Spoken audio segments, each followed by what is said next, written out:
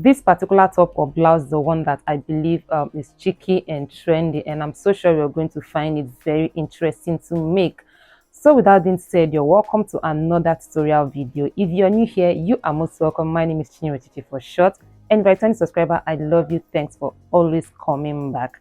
So like I said earlier, in today's tutorial, we're going to be cutting and making this beautiful trendy cheeky blouse with an exaggerated puffy sleeve.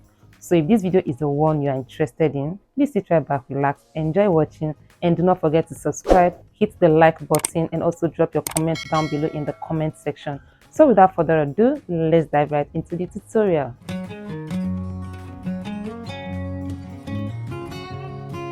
Here with me are the sewing supplies that I'm going to be needing for this tutorial. And to get started, guys, I'm going to be showing us how to go about your off-shoulder cutting without wastage of your pattern paper or your fabric. Okay, so like the name implies, it is an off shoulder, right? So to get started with your off shoulder, normally for every measurement you should start your measurement from your 1-inch mark, but because this is an off shoulder, you are not going to be starting from your 1-inch mark. Okay, you're going to be placing your tape rule at the point you want your off shoulder to begin. So either 5, 6, 7, depending on how off you want the shoulder to be. So for me, I'm going to be using the 6 inches mark as my off shoulder point, while I have this upper part of the tape rule just lying outside of the fabric or your pattern paper. So for this, I'm going to be starting every measurement from this 6 inches mark all the way down to where I want it to be. And for this particular top, it's either you go for a crop top or a little below a crop top, depending on how long you want it to be. So I'm going to be going just 2 inches below the half waist length. So as you can see, all my measurements began from 6 inches all the way down, or you just subtract what you want to use as your off shoulder from your total length. As you can see, it's going to give you the same thing. Okay, so you can see here it gave me 14 inches and the length I want is 20. So if you minus this, it's giving you 14. So I have my half length that I want. So next I'm going to be marking out the armhole, the breast points, the underbust. In doing that, if I place my tape rule at my 6 inches mark, I'm going to be using the armhole length of 9 inches. Okay, so if I want to just do subtraction, I'll just do 9 subtract 6. It's going to give me 3 inches. Okay, so I just place my tape rule and I mark the 3 inches, or I just move my tape rule upward at the 6 inches mark, and as you can see, it also gave me 9 inches. So whichever one is easier for you, you just go about it that way.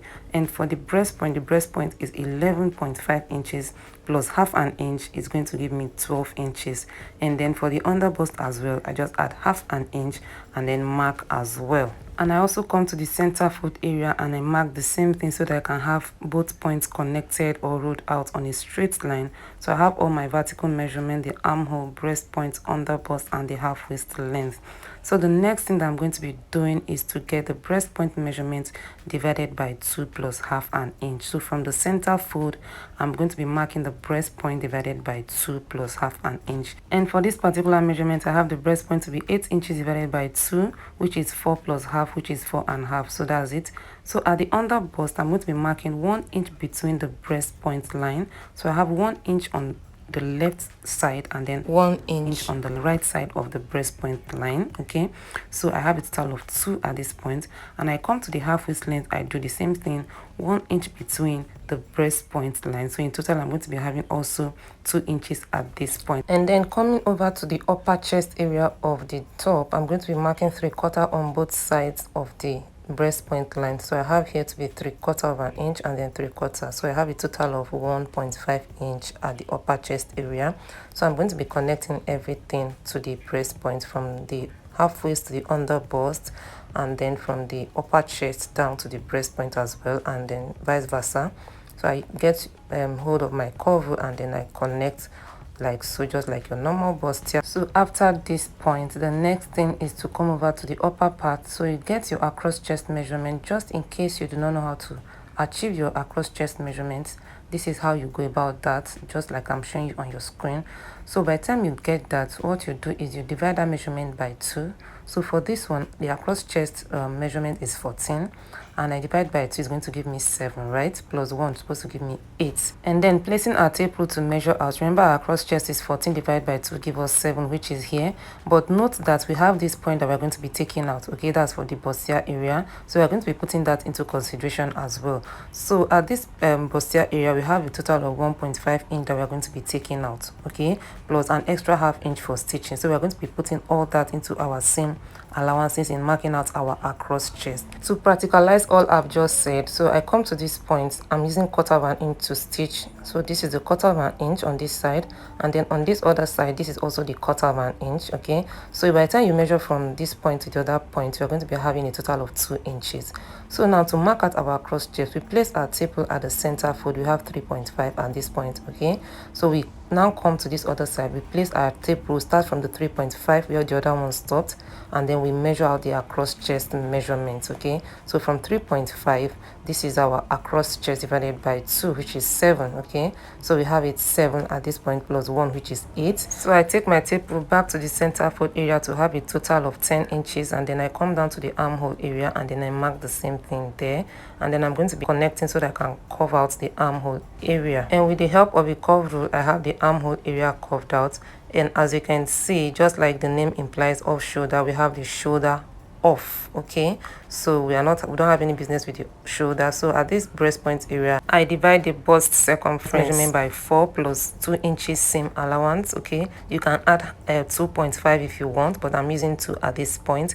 And then at the under bust area, I'm not using the under bust round measurement.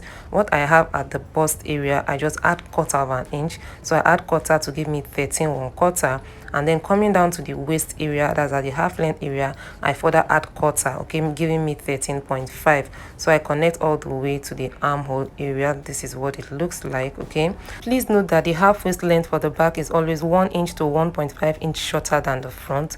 So to make sure that they equalize at the side by the time we are stitching together, at this point I'm going to be coming up by 1 inch. Okay, so I'm going to be connecting back to the base of the blouse, and at this center upper part of the blouse, to get the opening that we have at the center chest, I place my tape rule back at the 6 inches mark, and because I want to use about a total of 8.8 to 8.5 inch length, so I just add whatever I have, and then I get the length.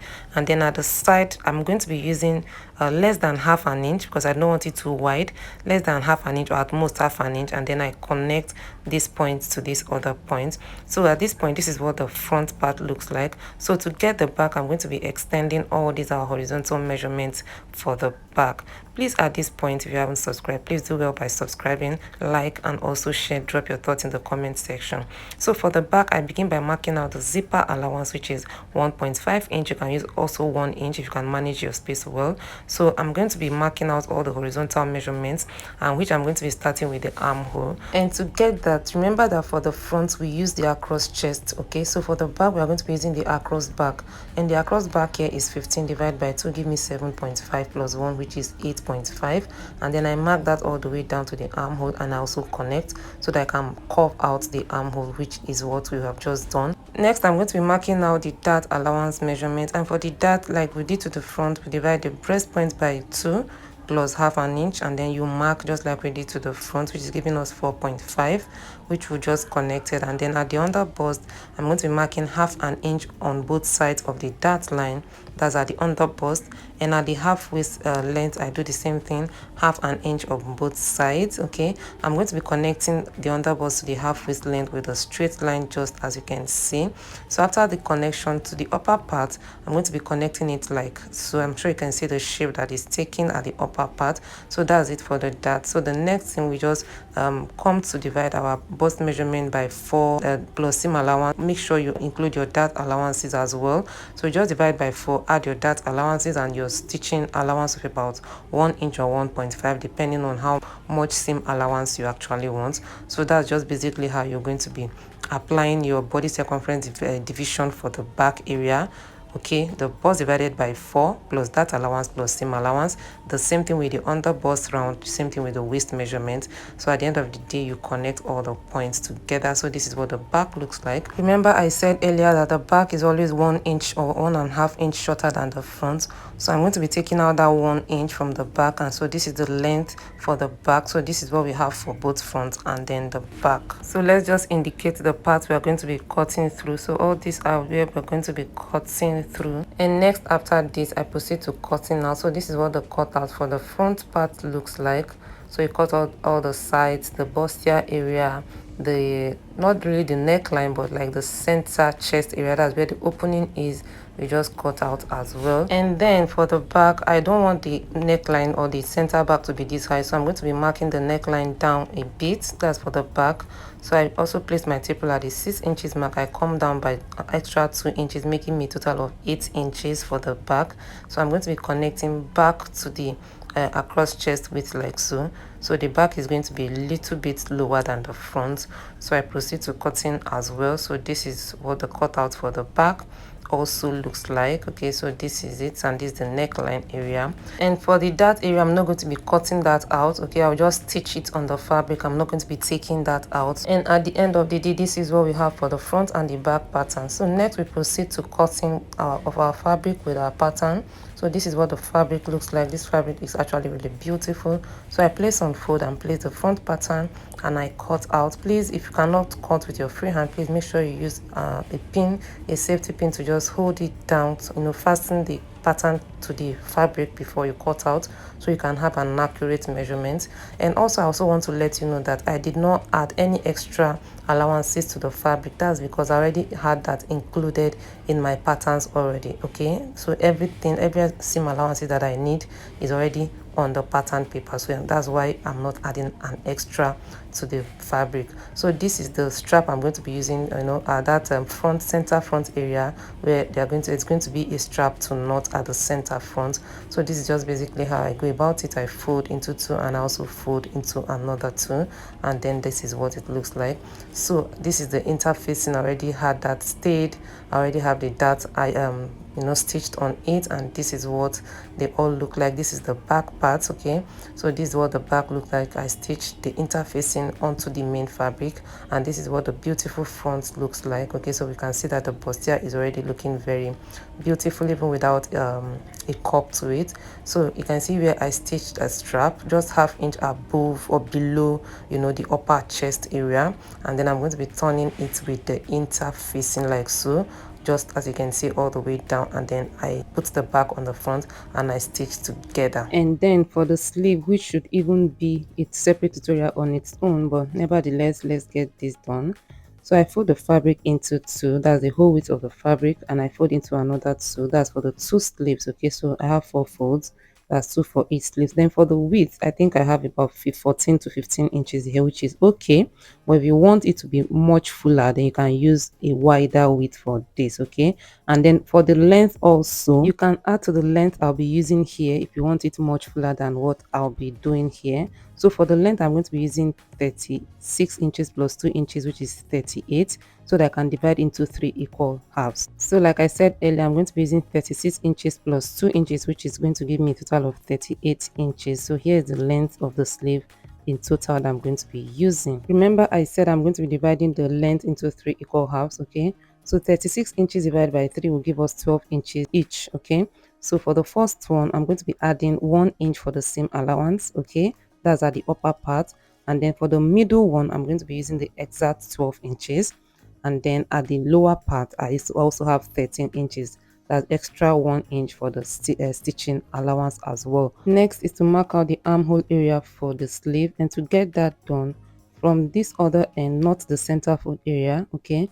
I'm going to be marking out about 4 to 4.5 inches from the other end. Okay, not from the center fold. So I have that marked out, and then for the length of the armhole, I'm going to be using 9.5 inches as well. So this is 9.5 inches, and then I'm going to be connecting the armhole. You can also use lesser than this if you're making for a smaller person, or you can use more than this if you're making for a bigger person. Okay, so this is what the sleeve looks like. So I'm going to be slashing that part, and this is the first 12 inches, that's 13 inches, by the time I take out the one. So I'm going to be ironing all the points, okay, so that it will make it easier for me when I'm stitching. So this is the point I'm going to be putting the elastic, okay. So I'm going to be cutting the interfacing as well, just exactly what I did to the main fabric. I cut the interfacing. So after cutting the interfacing, I'm also going to be folding the 12 inches mark, and then I iron it so that it can reflect on the interfacing as well.